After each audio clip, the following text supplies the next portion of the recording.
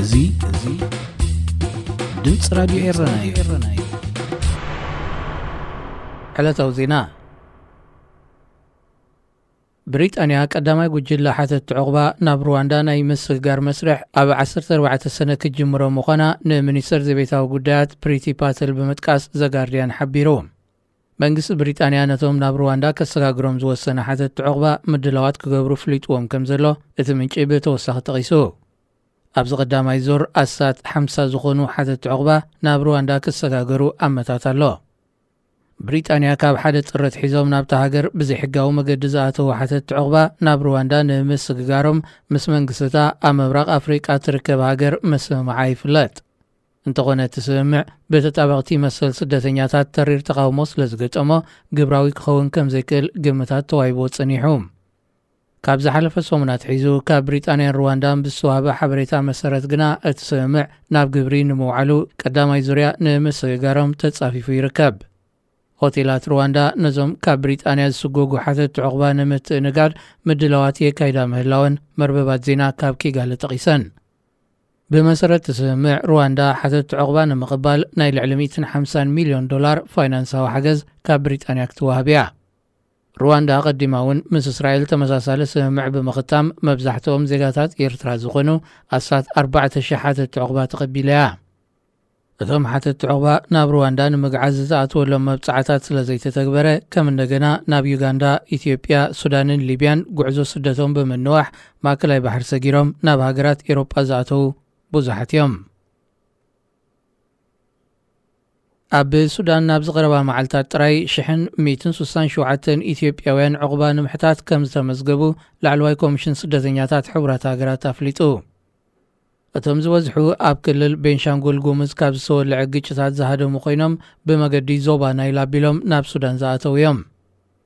ብገዳርፍ ዝኣተዉ 10ታት ኢትዮጵያውያን እውን ኣብ ትሕቲቲ ኣህጉራዊ ትካል ስደተኛታት ከም ዝተመዝገቡ ኣገልግሎት ዜና ቻይና ሺንህዋ ሓቢሩ። ኣብ ክልል ቤንሻንጉል ጉሙዝ ኣብዚ 2 ዓመታት ብዝተጓሃረ ግጭታት ልዕሊ 400,000 ሰባት ካብ ቤት ንብረቶም ከም ዝተመዛበሉ ጸብጻብ መንግስቲ ኢትዮጵያ ይመልክት። ዲጋ ተሓድሶ ዝህነጸሉ ዘሎ ክልል ቤንሻንጉል ጉሙዝ ምስ ሱዳንን ደቡብ ሱዳንን ዘዋስን ኮይኑ ተደጋጋሚ እዋን ምፍራስ ጸጥታ ከጋጥሞ ጸኒሑ እዩ።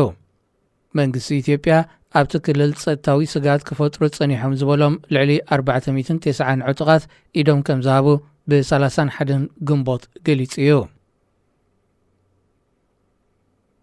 ስዑድ ዓረብ ኣብ ወደብን ናጻ ናይ ንግዲ ዞባን ከተውፍር መንግስቲ ጅቡቲ ዕድመ ቐሪቡ።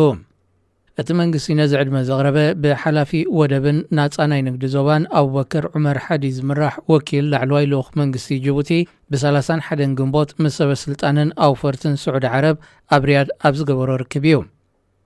ኣረብ ኒውስ ንኣቡበከር ሓዲ ብምጥቃስ ብዘቕረቦ ጸብጻብ መሰረት ክልቲአን ሃገራት ኣብ ሓድሕደን ዘካይዶ ናይ ንግድን ወፍርን ልውውጥ ኣብ 2021 ኣሳት 1.8 ቢልዮን ዶላር እዩ ነይሩ። ንሱ ነዚ ብዝያዳ ንምዕባይ ስዑድ ዓረብ ኣብቲ ንመላእ ኣፍሪቃ ከም ኣውራ ኣፍ ደገ ከገልግል ከም ዝኽእል ዝጠቐሶ ናጻ ናይ ንግዲ ዞባ ከተውፍር ተላብዩ። ካብቲ ንወፍሪ ዘቕረቦ ጽላታት ኣገልግሎታት ባንክ፣ ሎጂስቲክ፣ ምህናጽ መጻረይ ነዳዲ ካልእ ምስኡ ዝተተሓሓዘ ኢንዱስትሪን ይርከቦ። ኣብ ኣፍሪቃ እቲ ዝዓበየ ናጻ ናይ ንግዲ ዞባ ተሃንጽ ከም ዘላ ትገልጽ ጅቡቲ ንሓያሎ ኣብ ንግድን ወፍርን ቅድሚት ዝሰጎማ ሃገራት ተመሳሳሊ ዕድመ ተቕርብ ምህላዋ መርበባት ዜናታ ሃገር ሓቢረን።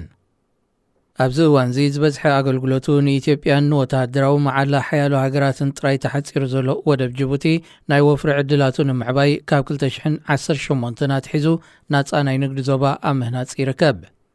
እቲ ናጻ ናይ ንግዲ ዞባ ካብ 2020 ኣትሒዙ ኣሳት 7 ቢልዮን ዶላር ዝግመት ዕዳጋን ንግድን ናይ ምትእንጋድ ዓቕሚ ከም ዝህልወዩ መንግስቲ ጅቡቲ ዝገልጽ እንተኾነ ብሰንኪ ለበዳ ኮሮና ቫይረስን ኣብቲ ዞባ ተፈጢሩ ዘሎ ዘይርጉእ ሃዋውን እቲ ዝህነጽ ዘሎ ናጻ ናይ ንግዲ ዞባ ከምቲ ዝገመቶ ኣድማዓይ ክኸውን ከም ዘይከኣለ ይንገር።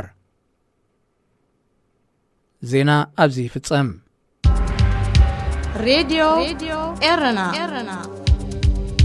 ሬድዮ ኤረና ካብ ከተማ ፓሪስ ዝመሓላለፍ ብኤርትራውያን ጋዜጠኛታት ዝዳሎ ነጻ ሬድዮ እዩ።